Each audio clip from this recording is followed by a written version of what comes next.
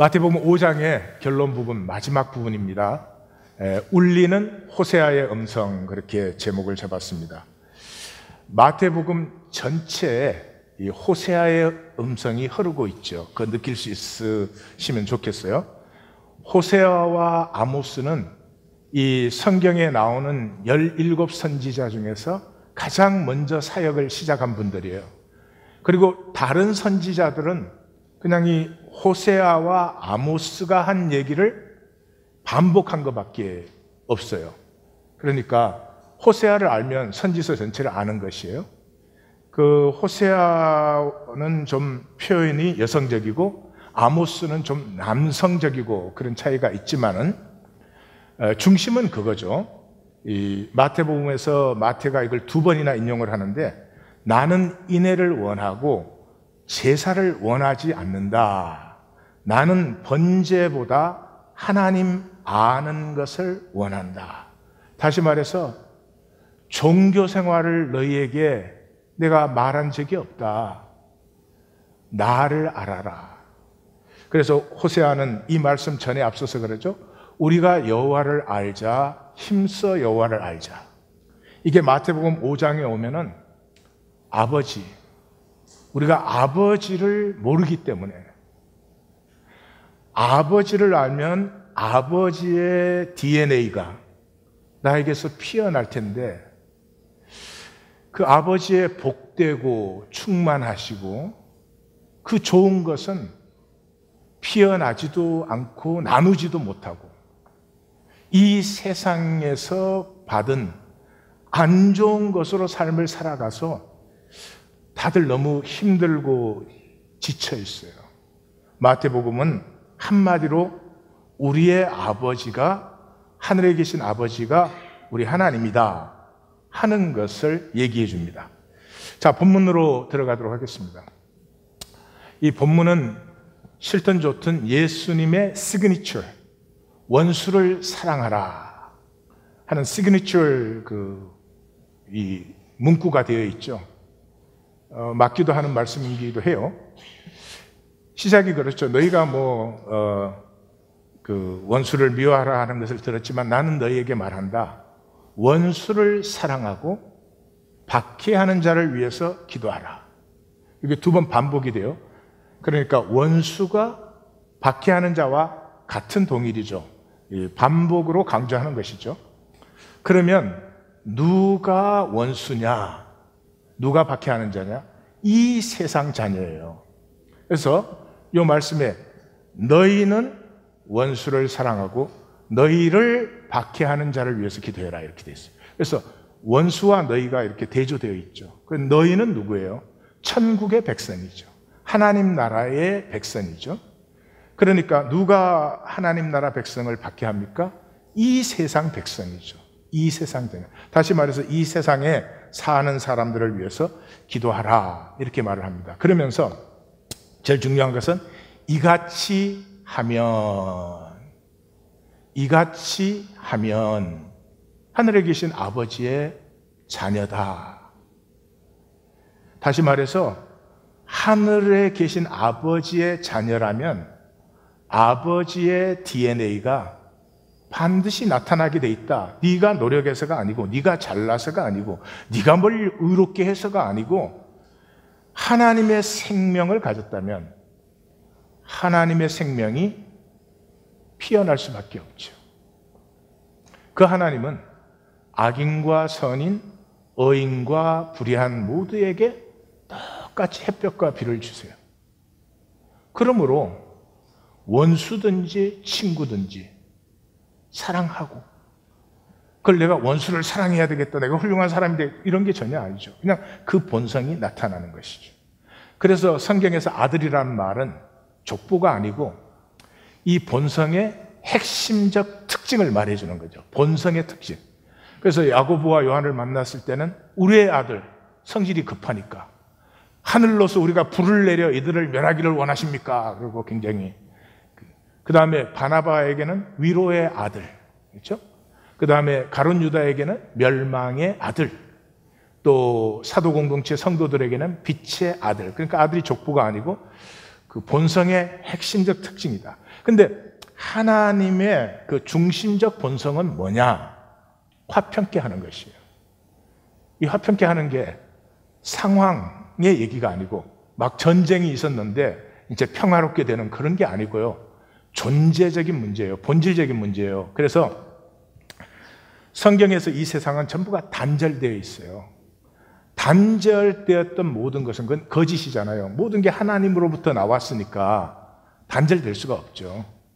그 단절을 다시 하나 되도록 회복하시는 것, 이것이 하나님의 중심 특징이다.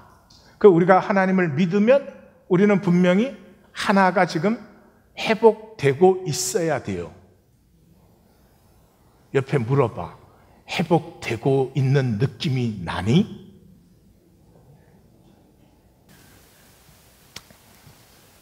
이해 가시죠? 화평케라는 게 뭐 세상이 말하는 평화가 아니라 이 단절된 세상 거짓에서 하나님으로 한 지체가 되게 하는 것이다. 그래서 성경에는 이게 뭐 무지하게 나옵니다. 골로새서 1장 20절, 그의 십자가의 피로 화평을 이루사 만물이 그로 말미암아 자기와 화목하게. 이 두 개 다 똑같은 단어예요. 샬롬이에요. 하나 되게 하는 것이. 허물로 죽은 우리를 그리스도와 함께 살리고 함께 일으키사 함께 하늘에 앉히셨어요. 죽을 수밖에 없는 우리를 자기의 죽음 속에 하나로 품으시는, 단절되었던 우리를 하나로 품으심으로 함께 부활하여서 다시 한번 창세기 1장에서 우리에게 주신 다스림의 권세를 하나님 안에서 함께 회복받았다. 할렐루야가 나와야 돼요. 그런데 표정들이 놀렐루야. 그래서 그는 우리의 에베소서 2장 계속 그는 우리의 화평이시라. 원수된 것 맡긴담을 다 허무셨다. 십자가로 하나님과 화목케 하셔서 모든 원수된 것을 소멸하셨다. 이런 얘기가 바로 그런 얘기죠. 이제 46절과 47절은 아니면 세리와 이방인과 같다. 좋아하는 사람만 좋아하고 자기끼리끼리만 위해주고, 그거야 이방인도 그렇게 하지. 다시 말해서 이 세상의 자녀다. 그건 거듭난 게 아니다. 그러니까 마태는 지금 경고하고 있죠. 이 종교인들에게 너희 끼리끼리 좋아하고 그러면서 우리가 하나님의 백성이다, 그거 아니야. 네, 그렇게 해주는 거죠. 이게 참 헷갈리는 문제예요. 사실 우리 모두에게는. 왜냐 그러면 우리는 육체로 이 세상에 태어났잖아요. 그래서 아는 게 이 세상밖에 없어요. 그래서 이 세상이 우리의 고향이에요. 고향이에요. 여기서 잘 되고 싶고 여기서 성공하고 싶고 그게 당연한 거죠.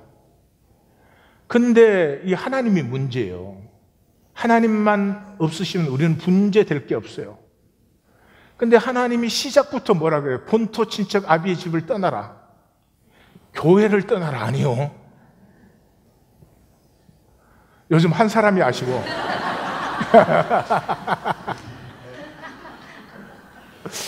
자, 옆에 분에게 인사하세요. 좀 튕겨도 되겠다.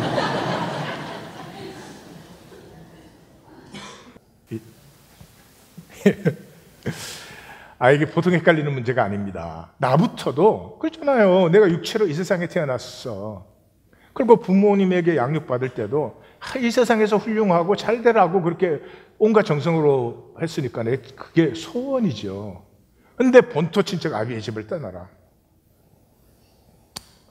이게 간단하지 않지요. 그렇지만 떠나야 돼요. 왜 그런지 계속해서 보십시다. 자, 여기까지도 좋은데 48절 마지막 절에서는 뻥 하고 이거 정말 핵폭탄이 터지는 거죠. 그러므로 너희가 온전하라. Be perfect. perfect이라는 단어예요. 하늘에 계신 너희 아버지의 온전하신 같이. 그럼 우리의 반응은 다 뭐예요? 이 사람이 어떻게 퍼펙트해? 여러분이 그렇게 생각하시면 지금 에고십니다. 에고로 살고 계시는 것입니다. 생명이시면 당연하지. 하나님의 생명을 우리에게 주셨잖아요. 하나님의 생명이 피어나는 거지 뭐. 우리 종교는 이게 두려워요. 그래서 번역을 하는데도 번역이 너희가 온전하라가 먼저 나와요. 근데 우리 번역 보면 이게 무서우니까 하늘에 계신 너희 아버지의 온전하신 같이 너희가 온전하라 이렇게 되어 있어요. 그만큼 종교라는 것은 하나님과 하나님의 말씀을 이 세상 우리에게 맞춰버린 거예요. 그래서 쉬워진 건 좋은데 우리를 무기력하게 만들었죠. 온전이란 말이 사람에게 써졌습니다. 노아에게도 써졌고 욥에게도 써졌어요. 뿐만 아니라 신약에 들어오면 계속해서 나옵니다. 베드로후서에서는 신의 성품에 참여하는 자, 이거 번역 바꾸면서 신성한 성품 그렇게 했어요. 자신이 없는 거죠. 만물 안에서 우리가 하나님의 충만이라고 그래요. 여러분, 우리가 하나님의 충만, 하나님이 충만하시면 우리가 되는 거예요. 여기가 뭐죠? 교회에 대한 거죠. 하나님을 만물 안에서 만물을 충만케 하시는 자의 충만이다래요. 생명이면 이거 대번에 이해가 갑니다. 딱 감이 오죠. 예. 자식이 잘 자라나면 엄마 아빠의 좋은 점들을 중심으로 피어나요. 엄마 아빠가 모든 희생을 했어도 그 충만함이 그 자녀의 충만함을 못 따라가. 생명은 그런 거예요. 3장 19절에서는 바울이 기도합니다. 하나님의 모든 충만하심으로 너희가 충만하기를 기도하노라. 이걸 우리 기독교는 종교화되면서 잃어버렸어요. 그럼 무슨 복음이야? 복음 중에 복음은 그거 아닙니까? 하나님의 형상으로 창조되었기 때문에 하나님의 모든 아름다움이 나를 통해서 얼마든지 피어날 수 있다. 내 능력에 달린 것도 아니고 내가 어려워야 되는 것도 아니고 무슨 종교 행위를 많이 해서 그런 것도 아니고 내가 나로 진실되기만 하면. 심지어 4장 13절에서는 우리가 하나가 되면, 우리가 단절된 거짓 세계에서 하나가 되면 온전한 사람을 이루어요. 그래서 어떻게 돼요? 그리스도의 장성한 분량이 충만한 데까지 이르러요. 이런 기절을 제가 다 소개하려면 오늘 예배 시간이 다 가겠죠. 예수 그리스도로 말미암아 의의 열매가 가득하여. 여러분, 사람이 세상을 사는데 의의 열매가 가득해야지. 불의한 열매가 가득하면 그거 어떻게 되겠습니까? 고린도 후서에서는 우리가 다 하나님의 영광에 이른다고 되어 있어요. 우리가 이 생애를 통해서 하나님의 영광을 피워내는 삶이 된다. 이 참 놀랍죠? 신약만 그랬습니까? 구약도 많이 나옵니다. 온전한 행위, 완전한 지혜, 해같이 온전하게 밝은 빛, 우리의 삶을 표현하는데 그런 것을 많이 쓰지요. 천국은 하나님께서 통치하는 나라가 천국이죠. 지옥은 마귀가 통치하는 나라죠. 그러면 예수님에 의하면 이 세상이 지옥입니다. 이게 이제 제일 컨퓨즈 돼 있어요. 우리는 이 세상에서 뭐 성공하거나 권력을 갖거나 돈을 많이 벌면은 이 세상이 천국이 되는 것처럼 생각을 해요. 그러면 행복해지고, 그러면 나로서 뭐 떳떳해지고 이런 줄 알아요. 아니요. 이 세상의 임금이 마귀다. 예수님이 반복적으로 말했어요. 성경 전체의 가르침인데 이걸 직접적으로 말하신 분은 예수님밖에 없죠. 이 세상 임금이 마귀예요. 그래서 제가 여기를 읽으면 그 생각이 들어요. 저희들이 IT 그 선교를 갔을 때 IT 빈민가를 갔었어요. 근데 이미 그 근처에 갔는데 냄새가 얼마나 지독한지 몰라요. 상수도 없어요. 하수도 없어요. 화장실 없어요. 그 지역에 10만 명이 살고 있어요. 모든 게 다 썩어 있어요. 우리 어지럽고 현기증이 나고 이래요. 근데 그 안에 사시는 분들은 오늘 하루 일당만 좀 더 벌 수 있다면 그분들은 그거밖에는 없어요. 그분들을 나무라는 게 아니고요. 그게 예수님에서 이 땅에 우리의 삶을 보면 꼭 그래요. 아름답고 복되고 선한 것은 하나도 꽃피우지 못하면서 미움과 시기와 다툼과 저주와 대립과 그저 조금만 있으면 없는 사람 얕보려고 하고 조금 힘이 있으면 힘 없는 자는 무시해도 되는 것 같은 예수님 보기에는 지옥일 거예요. 성경 말씀이 없어도. 또 예수님의 입장에서는 이렇게 사람을 보면은 그 하나님의 DNA가 피어나기를 바라시겠죠. 근데 피어나는 것이 아버지께 아니고 이 세상께 피어나요. 그래서 이 세상을 지옥으로 보는 예수님의 독특한 관점은 당연히 거듭남으로 이어져요. 천국은 이 세상을 고치거나 발전시켜서 되는 것이 아닙니다. 이 세상은 출애굽하셔야 돼요. 이 세상에 미련을 두고 이 세상의 것을 조금만 더 가지면 이 세상에서 뭘 내가 조금만 더 이루면 아니요, 그거 더 안 이루어져요. 마귀가 지혜로워서요, 이 세상에서 자유한 사람에게는 더 줍니다. 어떻게든지 꼬셔보려고.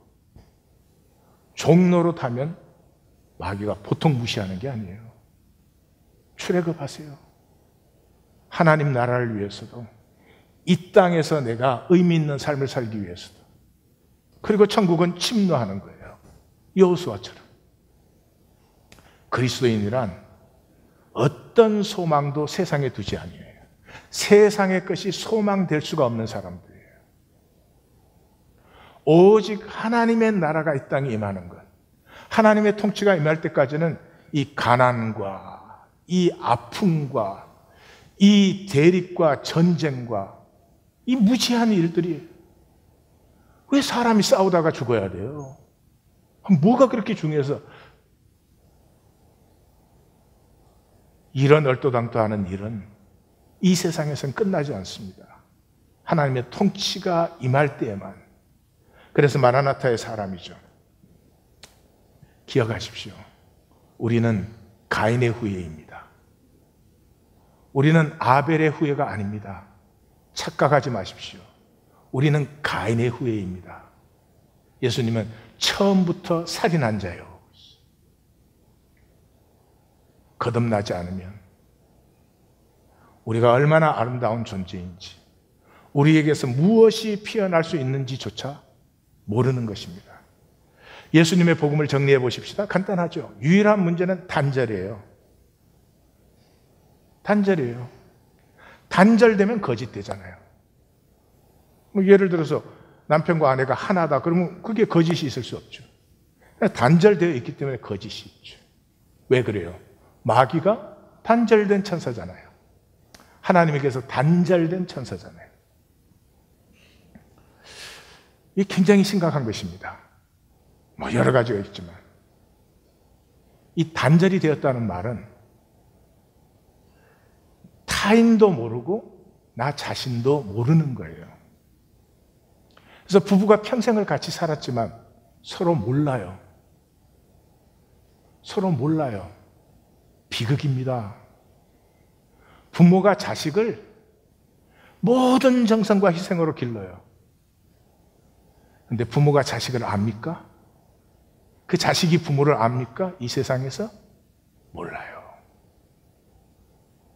그래서 이 산상수훈에서는 예수님이 그랬잖아요. 내가 너를 도무지 알지 못하노라. 근데 그 앞에 타이틀이 뭐예요? 이 불의를 행하는 자들아.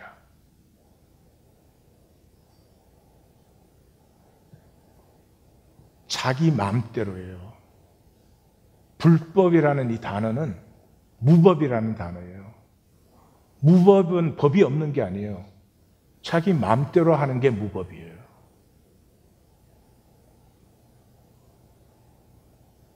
비극입니다. 얼마나 우리가 애써 삽니까? 얼마나 정신토록 땀 흘려 삽니까? 근데 다 살고 나서 진정으로 아는 관계가 하나도 없어. 나 자신도 몰라요. 여기 걸려들면 안 되십니다. 그 해결은 문제가 단절이니까 해결이 간단하죠. 돌아오면 됩니다. 돌아오면 돼요. 그런데 이게 쉽지 않은 이유는 중심의 진실로 돌아와야 돼요. 하나됨을 위한 거니까. 거짓으로 돌아오면 아무 소용이 없잖아요. 그런데 이 세상을 고향으로 사는 우리에게 모든 게 다 있는데 없는 게 이 중심의 진실이 없어요. 이 중심의 진실이 무슨 말인지 아십니까? 우리는 하나님의 생명을 받았잖아요. 사시든 안 사시든 하나님의 생명을 받았어요. 그래서 우리가 뜻을 딱 정하면, 우리의 삶에 초점이 생기면 못 이룰 게 절대로 없습니다. 사람이, 아니, 신앙 얘기만이 아니에요. 삶에서 사람이 뜻을 이루었는데 그걸 막을 수 있는 건 세상에 없어요. 근데 왜 뜻을 이루는 사람이 드물까요? 간단하죠. 마음이 갈라져 있으니까. 마음이 갈라져 있으니 무엇을 해도. 사업을 하십니까? 사업을 진실하고 진지하게 한번 해보십시오. 사업을 못 이루겠어요. 사업도 하고 제스처도 하고 잘난 척도 해야 되고 있는 척도 해야 되고, 갈라진 마음은 무엇을 받을까 생각지도 말라 그랬어요. 생명은 말이죠, 가짜만 아니면 돼요. 생명은 진짜일 때 강한 거예요. 그 말은 중심이 하나일 때.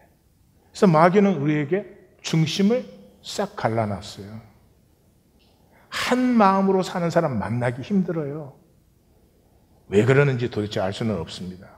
그래서 마귀의 거짓은 뭐예요? 둘 다 가질 수 있다는 거예요. 그렇잖아요. 마귀가 하나님은 아무것도 못 줘, 내가 다 준다 이러면 그 누가 쏟겠어요? 근데 마귀가 자기도 줄 수 있다는 거예요. 더 쉽게 욕심만 부리면 거짓말이에요. 욕심으로 되는 건 아무것도 없어요. 중심의 진실로 돼요. 뭐가 됐든지. 그래서 마음을 다하고 뜻을 다하고 힘을 다하여.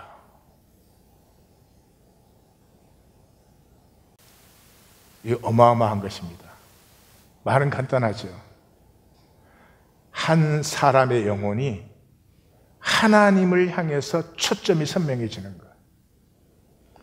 오랜 기도와 오랜 갈등 끝에 이루어지는 거지, 저한테 설명 듣고 되는 일이 아닙니다. 우린 늘 세상 것도 잡고 싶고 하나님도 좋다니까 그 은혜도 받고 싶고 이러죠. 하나님과 만몬을 겸하여 섬길 수가 없어요. 중심은 나누어지지 않는 것이니까. 이 말은요, 세상 것은 가지지도 말고 버리지도 말고 할 수 없다 이런 뜻이 아닙니다. 프라이오리티의 문제입니다. 프라이오리티의 문제. 내 생명 초점에 하나님이 분명하게 세워진 사람은 모든 것을 필요대로 누립니다. 돈이 필요하면 돈 누립니다. 필요 없는 돈을 억지로 움켜쥐고 있지도 않습니다. 그럴 필요가 없어요. 그것조차도 생명 에너지의 낭비입니다. 모든 것에 풍성합니다. 하나님의 말씀은 거짓말이 없으시죠. 내가 온 것은 생명을 풍성하게 하려고 왔다. 하나님이 first priority가 되면 나머지는 다 second priority가 돼요. 그럼 그것에 매달리거나 그것에 걱정하거나 그것에 사로잡히거나 그러지 않아요. 정말 복입니다. 자유한 복이에요. 우리가 왜 썩는가? 썩는 이유는 세상 복을 추구해서 그래요. 세상도 좀 가지고 하나님도 믿고 이렇게 중심을 갈라버리면 갈라진 중심은 기력이 없어요. 무기력해요. 예, 이게 에고의 생존 몸부림이에요. 무기력해야 마귀가 우리를 마음대로 하기 때문에 우리를 무기력하게 해놓고는 그냥 이 세상에 종노릇하게 만드는 것이죠. 그래서 에고는 이 세상이 지옥임을 못 보게 하려고 애를 써요. 지옥임이 안 보이는 사람 없어요. 한 번 30분만 조용히 앉으셔서 내가 어떻게 사는지 보세요. 겉다라고, 속다라고. 그저 다른 사람이 어떻게 볼까? 불안, 전정, 긍긍. 나와 내 자녀를 내 소원을 따라 살지 못하고 다른 사람의 가치 기준에 맞춰져서 그저 세상에서 인정받는 삶. 지옥입니다. 왜 안 보여요? 근데 못 보고 싶어 합니다. 그거 보면 부담스러우니까. 계시록의 총 결론이 18장에서 이 역사가 멸망되고 19장이 뭐예요? 어린 양의 혼인잔치죠. 어린 양의 혼인잔치의 선언이 뭡니까? 이 세상 나라들, 주 그리스도의 나라가 되고, 그게 무슨 말입니까? 지옥이던 이 세상이 하나님의 천국으로 바뀌는 것이죠. 그곳에 하나님의 다스림이 영원해져야 된다. 그곳에서만 인간은 인간의 값어치를 가지고 인간답게 인간다움을 누리면서 인간의 창조하신 하나님의 영광을 피워내는 삶이 되는 거죠. 이것을 마귀는 막기 위해서 믿음을 삶이 아니라 지식으로 전락시켰어요. 그래서 종교적인 믿음은 지식이에요. 내가 그렇게 인식하는 거예요. 아무런 능력이 없어요. 우리 아는 것 많잖아요. 아는 것만 살아도 대단할 거예요. 그런데 안 살지요. 성경적인 믿음은 그런 것이 아닙니다. 신뢰하는 것, 신뢰. 하나님을 신뢰하는 것이죠. 하나님만이 나의 반석이시고 하나님만이 나의 위로시고 하나님만이 나의 노래시고 하나님만이 나의 힘이십니다. 이게 어렵다는 것입니다. 이 세상에서 성공해 보려고 하고 사람들에게 인정받으려고 하고 그래서 온갖 것이 지나간 다음이야. 이 세상에 신뢰할 수 있는 것이 아무것도 없습니다. 이 세상에 소망을 둘 수 있는 것이 아무것도 없음을 처절하게 느낀 다음에야 이게 수만 번의 기도, 수만 번의 아픔 속에서 피어나는 거예요. 이거 지식으로 배워서 그 말 못하는 사람 누가 있겠어요? 신뢰는 지식으로 안 되잖아요. 인격이에요. 내가 아무리 신뢰할 수 있다고 생각해도 신뢰가 안 되죠. 신뢰는 인격이죠. 그걸 속여놨죠. 이 육체로 태어난 현상세계, 지금 우리가 살고 있는 시간은 성경적으로는 딱 하나입니다. 존재를 선택하는 시간이에요. 존재를 선택하는 시간이에요. 존재라는 말은 누구의 자녀냐? 누구의 자녀냐? 하나님의 자녀냐? 마귀의 자녀냐?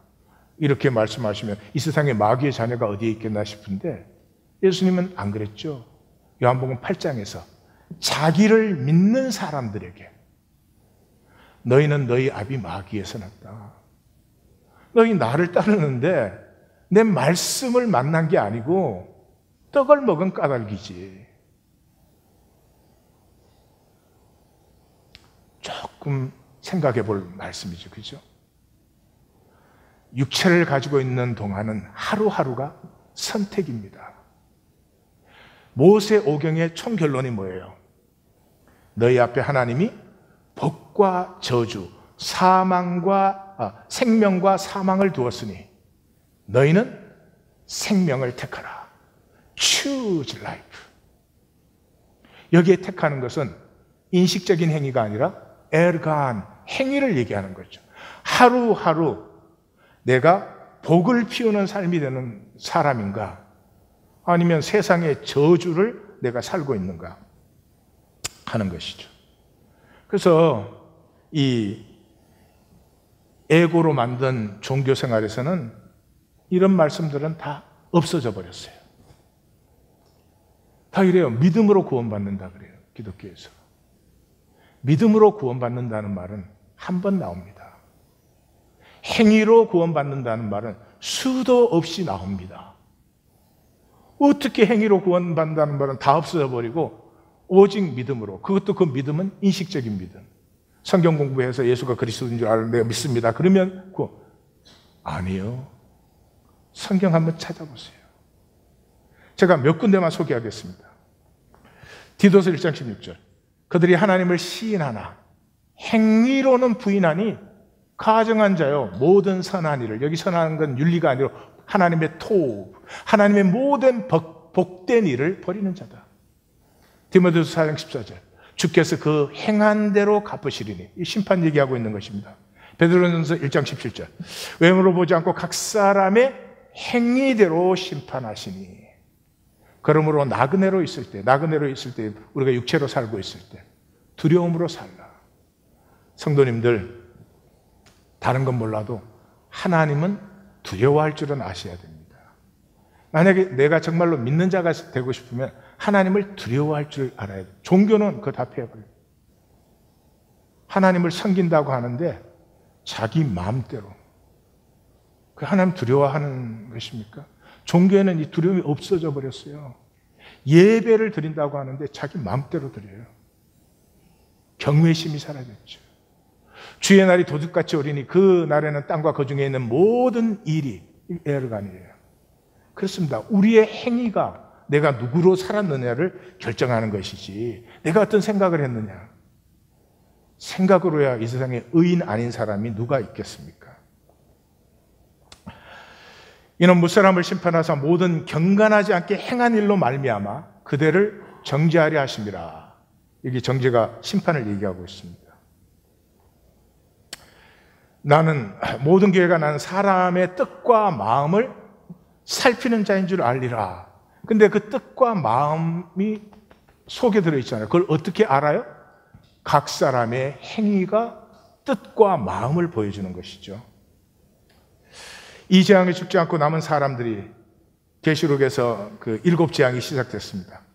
그런데도 행한 일을 회개하는 것은 힘들어요.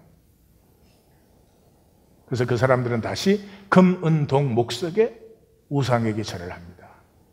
이것이 이 세상을 고향인 줄 알고 이 세상에 소망을 두고 있는 사람이 하나님의 나라로 돌이키는 것이 쉽지 않다 하는 것을 알 수 있어요. 14장 13절에 이 성도들의 약속에서 뭐라고 합니까? 주 안에서 죽는 자들은 복이 있으니 그들이 수고를 거치고 쉬리니 이는 그들의 행한 일이 따릅니다. 내 살아온 자국들이 주님을 바라고 주님을 따랐기 때문에 진정하고 영원한 안식이 오는 것이죠. 그 행위대로 갑절로 갚아준다. 생명책에 자기 행위를 따라 기록된 그대로 심판을 받는다. 예수님께서 이 지상에서 하시는 마지막 말씀입니다. 그 시작이 뭐라고 됩니까? 보라 내가 속히 오리니 내가 줄 상이 내게 있어 각 사람에게 그가 행한 대로. 어렵고 부담스러운 말씀입니다. 그러나 들어야 됩니다. 왜냐 그러면 계속 속아서 살기 때문입니다. 종교는 살지는 않고 생각만으로 마치 하나님의 의를 얻은 것처럼 하고 있다가 막상 뚜껑이 열리는 날에는 기름이 떨어진 5처녀 같아질 수 있기 때문입니다. 제가 오디오를 하나 나눌 텐데요. 치마만다 응고지 아디치에라고 하는 나이지리아 여성 작가예요. 퍼플 히비스커스. 히비스커스는 그 무궁화처럼 생겼는데 아주 예쁩니다. 열대지방으로 가면 많지요.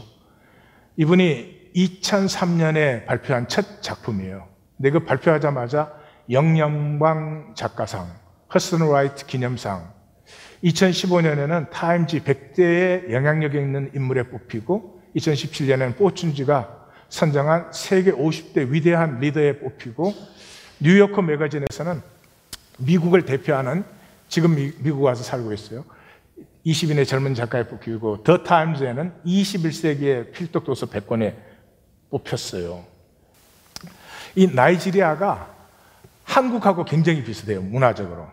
그래가지고 이제 나이지리아가 식민지에서 해방이 되고 그 종교는 대표적으로 토속 종교가 있었고 캐톨릭이 있고 개신교가 있고 그것도 한국과 비슷하죠. 그 개발 발전기에 있었어요. 막 한국이 개발 발전할 때 그때 자리 잘 잡은 사람은 이제 다 성공하는 거죠. 그래서 이 소설의 그 아버지는 LG에 좀 죄송한데 럭키 치약 같은 분이에요. 그 한국 전쟁 끝나고 한국 사람들이 처음으로 칫솔질이란 걸 배워서 시작할 때 럭키 치약을 만들어 가지고 오늘날 LG가 된 거잖아요. 우리가 조금만 빨리 태어났으면 그때 치약은 그쪽에서 만들고 비누만 만들었어도 그게 요즘 뭐죠? 애경 유지가 요즘 뭐 굉장히 큰 거 됐지. 다 재벌들이 됐죠. 그 이 아버지가 이제 심플리 때가 잘 맞은 거예요. 그래서 어떤 사람들은 이 나이지리아판 스카이캐슬이다 그래요. 스카이캐슬 아세요? 모른 척 하는 거예요. 저는 안 봤지만 뻔한 얘기지 뭐. 자식들 뭐 인류 학교 보내는 게 무슨 생애 사명인 줄 아는 absurd. 자기 인생이나 망치지 자식까지 망치는. 근데 뭐 스카이캐슬은 아니에요. 작품 읽어보시면 알겠지만 굉장히 잘 했어요. 그래서 그 아버지가 그 자녀들에게 최고의 후원을 해주죠. 뭐 이제 재벌이니까 뭐 한국 같은 재벌은 아니지만은 이제 럭키 치약이 성공한 그런 상태죠. 이게 LG에 굉장히 죄송한데 진짜 비유로 말하는 거예요.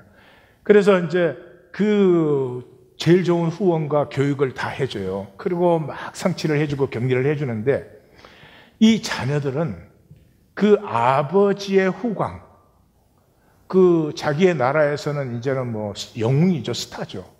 그런 것과 아버지뿐만 아니라 모두가 그러니까 이들에게 거는 일방적인 기대, 그런 게 너무 무거워가지고 주체적인 생각조차 억눌리는 거예요.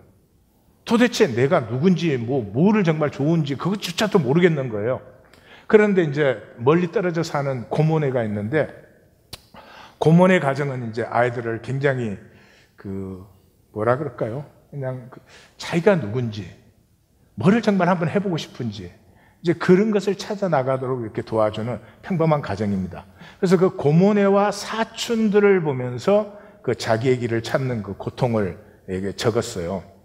그 나이지리아의 억압적 상류 가정, 억압한다는 말은 뭐 누가 억압한다는 말이 아니에요. 그냥 그 집의 자녀니까 클래스를 지켜야 돼요.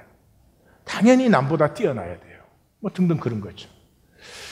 그런데 이제 오빠 이름이 그 집에서 부르는 이름이 자자인데 이 캐톨릭 집안이에요. 그래서 우리로 말하면 애쉬 웬스데이, 제수요일 날 영성체, 우리 떡과자니죠? 영성체는 떡을 말해요. 그걸 안 받았어요. 아버지가 그걸 보고 집에 돌아와서 너 왜 오늘 영성체 안 했어? 그러니까 이제 17살이 된 이 아들이, 이게 이제 반항이 시작된 아들이죠. 웨이프에서 냄새가 나고, 웨이프는 떡이라는 말이에요, 우리는. 근데 이 백인 신부들이 있는 성당이 이 흑인들에게 주는 거니까요. 그거를 뭐 오래된 거 그냥 그대로 있다가 또 주는 거예요. 그 웨이프에서 그 집에서 그걸 웨이프라고 부르면 큰일 나는 거예요. 성체라고 불러야지. 그 웨이프에서 냄새가 나고 신부님들이 내 입술을 만져서 구역질이 나요. 이 아버지가 이 미사경본이라는 건 캐톨릭의 예배 교본이에요. 매주 예배를 어떻게 드렸는지 그 예배라고 그래요. 그 책에 있는 대로 하는 걸. 여러분이 이상하지 않으세요? 저는 그런 게 이상해요, 정말. 미사경본도 좋은 가죽으로 두꺼운 거. 여러분 가죽 성경 갖고 계세요? 가죽 성경을 갖고 계시면 천국에 약간 가까운 모양이지? 그걸 집어서 던졌는데 이 아버지가 던지기를 잘 못해가지고 아들에게 못 맞추고 그 진열장에 맞는 바람에 엄마가 수집해 놓은 이 도자기 인형들이 다 깨진 거예요. 이제 그 다음에 이제 런치를 같이 먹는 장면을 우리가 듣게 될 거예요. 근데 이 작품을 읽으면서 오래간만에 정말 작품다운 작품을 만났어요. 해밍웨이를 읽는 것 같아요. 해밍웨이가 이렇게 그냥 있는 걸 그대로 얘기해요. 근데 그걸 읽고 나면은 어떤 일이 있었나가 아니라 그 일 밑에 어떤 세계가 있는가 하는 걸 만나게 해줘요.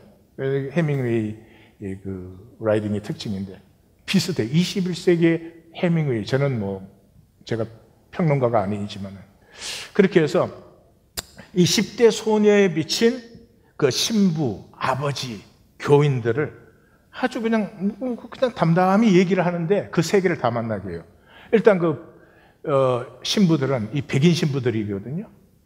이미 식민지에서 해방이 됐는데 식민지가 해방 안 되는 교회밖에 없어. 아주 성도들은 흑인이잖아요. 그러니까 겉으로 뭐라고 하는 게 아니에요. 그렇지만 딱 무시하는 게 너무나 당연한 거예요. 그래가지고 기도문 이런 거 전부 라틴어로 해야 돼요. 근데 그 원주민 언어, 이보라 그러는데 이보로 예배 시간에 할 수 있는 건 봉헌송밖에 없었어요. 돈을 냈으니까. 그래서 우리 교회 봉헌송도 그럼 공짜로 해볼까? 예, 이 작품을 통해서 이렇게 훌륭한 교훈을 받아야 돼요, 여러분. 그 다음에 그 교인들은 이 집이 이제 큰 저택이에요. 정원이 어마어마한데 그게 온갖 아름다운 꽃들을 다 그 정원사들이 길러 놓는데 기도 모임 끝나고 나갈 때는 다 꽃을 훔쳐나가. 우리 새벽 기도의 전통도 기도 모임 끝나고 나갈 때 호박을 훔치거든. 어쩌면 이렇게 비슷한지 모르겠어. 그리고 그 아버지가 영성죄를 받을 때를 이렇게 묘사를 하는데 아버지가 이제 직분자니까 이 영성죄를 이제 쭉 써서 하죠. 아버지 줄이 언제나 길어. 왜냐 그러면 꼬박꼬박 헐고로 돌아감을 기억할지어다. 그리고 죄로 십자가를 크게 걸어. 다른 사람들은 이거 받고 나가서 일해야 되니까 이렇게 해주는데 아버지는 이만하게 쫙 걸어. 그게 끝나고 나서 아버지는 이제 신부님에게 그걸 받아요. 근데 그 표현을 무릎을 꿇어요. 다른 사람 그냥 서서 받아. 이 무릎을 꿇어요. 그리고 눈을 실컷 감고 혀를 쏙 빼내가지고 그 다음에 그렇게 되면 얼굴이 찡그러져가지고 그 아버지 얼굴에 검은 버섯 이런 게 막 도드라지게 보이는 거야. 그 10대 소녀가 그걸 그리고 있는데 사실은 뭘 얘기하고 있어요? 겉모습과 진심이 하나도 일치되지 않는 종교의 허상. 딱 이제 그렇게 됐는데 어머니가 2층에서 내려왔죠. 막 박살난 소리가 나니까. 그 어머니가 딱 내려오면은 아무 일도 없는 것처럼. 은혜는 이 작가죠. 올라가 씻어라. 남편 보고 여보 차 씻겠어요. 자자는 이리 와서 나를 좀 도와줘. 아무 일도 없었거든요. 이게 엮이는 가정. 세상 모든 가정은 다 엮이는 가정이에요. 엮이는 가정은 어머니의 역할이 그거예요. 아무 일도 없는 것처럼. We are fine. 우리는 문제 없는 가정이에요. 속에는 지옥이 있어도. 그거 하는 거죠. 그래서 이제 자기는 올라와서 씻고 점심 전에 잠깐 침대에 누웠어요. 힘이 쭉 빠져가지고. 근데 아버지가 오빠를 부르는 소리가 계속 귀에 들리는 거예요. 이제 그냥 지나갈 리가 없지. 이제 아버지가 오빠를 불렀다 그러면 이제 우리 가정에는 난리가 나는 거죠. 근데 결국은 아버지가 참아요. 이 아버지가 나쁜 아버지라는 게 아닙니다. 이 작품은. 그러고는 이제 점심 식탁에 모였어요. 근데 그 식사 끝나고 나서 그 혀가 종이처럼 느껴졌다. 아무것도 느낄 수 없는. 그리고 이 독립이 되었는데도 자기들은 똑같은 흑인이잖아요. 근데 자기 집 위에서 쓰는 하인을 개라고 불러요. 왜냐하면 옛날에 백인 주인들이 흑인 노예들을 개라고 불렀기 때문에. 자, 그럼 오디오를 듣겠습니다. 조금 깁니다. 정적이 아까보다 더 길게 이어졌다. 아까 오후에 공장에서 캐슈 열매 주스를 가져왔어요. 맛있어서 잘 팔릴 것 같아요. 한참 만에 어머니가 말했다. 걔한테 가져오라고 해. 아버지가 말했다. 어머니가 식탁이 천장에서 내려온 투명한 줄에 매달린 벨을 누르자 시시가 나타났다. 네, 사모님. 공장에서 가져온 거 2병 가져와. 네, 사모님. 나는 시시가 무슨 병요, 사모님, 내지는 그게 어디 있죠, 사모님? 이라고 말하지 않아서 아쉬웠다. 무엇이든 시시와 어머니가 대화를 이어나가서 초조하게 푸푸를 빚는 오빠의 동작을 가려줄 말을 했더라면 좋았을 터였다. 시시가 금방 돌아오더니 아버지 옆에 주스병을 놨다. 거기에는 아버지 공장에서 만드는 다른 모든 제품, 웨이퍼, 크림 비스킷, 주스, 바나나칩과 마찬가지로 빛바래 보이는 레이블이 붙어 있었다. 아버지가 노란 주스를 모두가 마실 수 있도록 컵에 따랐다. 나는 재빨리 내 컵으로 손을 뻗어서 한 모금 마셨다. 묽은 맛이 났다. 나는 열심인 것처럼 보이고 싶었다. 내가 그 주스가 얼마나 맛있는지 얘기하면 아버지가 아직 오빠를 벌주지 않았다는 사실을 잊어버릴지도 몰랐다. 굉장히 맛있어요, 아버지. 내가 말했다. 아버지는 볼을 불룩하게 하고 입안에서 주스를 돌리고 있었다. 그래, 그래. 신선한 캐슈 열매 맛이 나네요. 어머니가 말했다. 제발 말 좀 해. 나는 오빠한테 말하고 싶었다. 오빠는 지금쯤 무슨 말이든 했어야 했다. 자기 의견을. 아버지의 신제품을 칭찬하는 말을 했어야 했다. 아버지 공장 직원이 시제품을 가져올 때마다 항상 그랬었기 때문이다. 꼭 백포도주 같아요. 어머니가 덧붙였다. 긴장했음을 알 수 있었다. 신선한 캐슈 열매의 맛이 백포도주와 비슷하지도 않을 뿐더러 어머니의 목소리가 평소보다 더 낮았기 때문이었다. 백포도주. 어머니가 더 잘 음미하려는 듯이 눈을 감으며 다시 한번 말했다. 과일향 나는 백포도주요. 맞아요. 내가 말했다. 푸푸 덩어리가 내 손가락 사이로 빠져나가 수프에 빠졌다. 아버지는 오빠를 날카롭게 쳐다보고 있었다. 자, 너도 우리랑 같이 주스를 마시지 않았니? 구보, 너는 꿀 먹은 벙어리냐? 아버지가 입으로만 물었다. 나쁜 징조였다. 아버지는 평소에 입오를 거의 쓰지 않았고 오빠랑 내가 집에서 어머니와 얘기할 때 입오를 쓰긴 했지만 아버지는 우리가 남들 앞에서 입오를 말하는 것을 싫어했다. 우리는 남들한테 교양인으로 보여야 해. 아버지가 우리에게 말하곤 했다. 영어로 말해야 한다는 뜻이었다. 예전에 아버지의 동생인 이페오마 고모가 너희 아버지야말로 식민지 시대의 사물이라고 말한 적이 있었다. 고모는 아버지에 대해 이렇게 말할 때 부드럽고 너그러운 어투를 사용했다. 마치 아버지 잘못이 아니라는 것처럼 말라리아를 심하게 앓느라 헛소리하는 사람에 대해 이야기하듯. 자, 할 말이 없냐, 그보?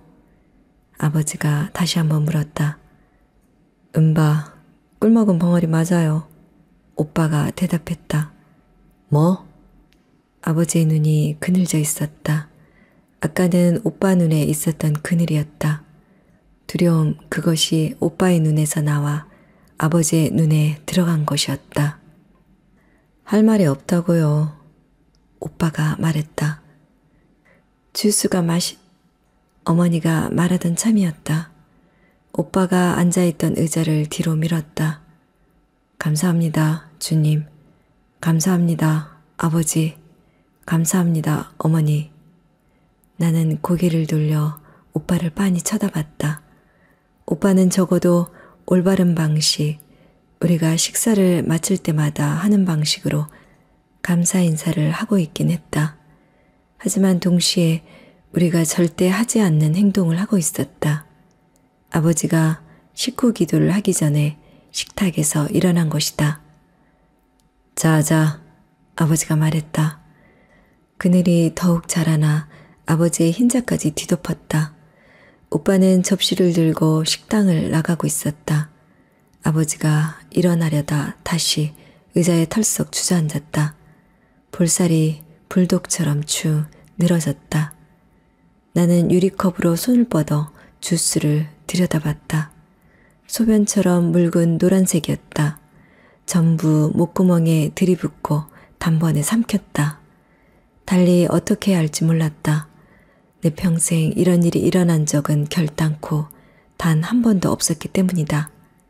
우리 집 담장이 쓰러져서 나는 확신했다. 프루메리아 나무들을 덮칠 것이다. 하늘이 무너질 것이다. 반짝이는 대리석 바닥에 깔린 페르시아 양탄자가 쪼그라들 것이다. 무슨 일이 일어날 것이다. 하지만 실제로 일어난 일은 내가 살해 들린 것뿐이었다. 이 살해가 들려서 그날 열이 나고 끙끙 앓게 됩니다. 그러면서 악몽을 꾸는데 마귀들이 나타나서 미사경전을 막 던지는 그런 꿈을 꾸죠. 그리고 이렇게 말합니다. 오빠와 엄마와 내가 입술보다 마음으로 이야기할 때, 말로 얘기하면 시비거리가 되니까 눈빛과 마음으로 얘기할 때가 더 많았던 세월들을 샅샅이 훑어보았다. 가정 얘기하는 게 아닙니다. 이것이 이 세상입니다. 이 세상은 선악을 만들어 놓습니다. 절대로 잘못하면 안 됩니다. 잘못을 허용하지 않으면 생명은 자라날 수가 없습니다. 넘어지지 않는 아이는 걸을 수가 없습니다. 이 세상에 필요한 것은 단 하나인데, 우리 안에 하나님의 생명이 있다는 것을, 지금 부족하고 넘어지고 쓰러져도 그 하나님의 생명은 반드시 피어난다는 것을 서로 믿고 기다려만 주면 우리는 다 아름다워질 수 있는데, 아무도 말하지 않습니다. 이 작품처럼 써들 누구도 뭘 해야 된다 안 해야 된다 이렇게 말하지 않습니다. 이 세상에 아무도 우리를 보고 성공해야만 돼 이러지 않습니다. 아무도 너 루스 되면 안 된다 이러지 않습니다. 그러나 다 듣습니다. 아무 말이 없는데 다 통합니다. 실패하면, 잘못하면 짓밟히는 것입니다. 이 세상은 인간의 약점을 짓물고 늘어지는 지옥입니다. 생명이 피어날 수 없습니다. 우리가 하나님의 생명을 피우려고 한다면 하나님의 통치를 신뢰해야만 합니다. 이것이 보이지 않는 사람에게 왜 거듭남이 필요하겠습니까? 종교적 거듭남을 하나씩 만들어서 하나씩 주면 되는 것입니다. 멤버십 유지하면 되죠. 그러나 생명이 일어나면 이 세상은 더 이상 pretend, 척하고만 있을 수가 없습니다. 달라질 수밖에 없습니다. 어둠의 빛이 아무리 작아도 비치면 그건 달라질 수밖에 없는 것이죠. 이제는 하나님의 자녀들이, 교회를 다니는 사람들이 아니고 하나님의 자녀들이 일어날 시간이 되었습니다. 나눔 가이드를 나누겠습니다. 나는 하나님 아버지의 본성이 피어나고 있습니까? 즉, 에고가 자꾸 메말라가고 있습니까? 힘으로나 능으로는 되지 않습니다. 가슴으로 말씀을 만날 때 피어나는 열매입니다. 내가 훌륭하거나 내가 잘해서 되는 것이 아닙니다. 나는 하루하루의 삶 속에서 무엇을 선택하고 어떻게 해야 될지를 우리 한번 나누어 보십시다. 기도하십시다.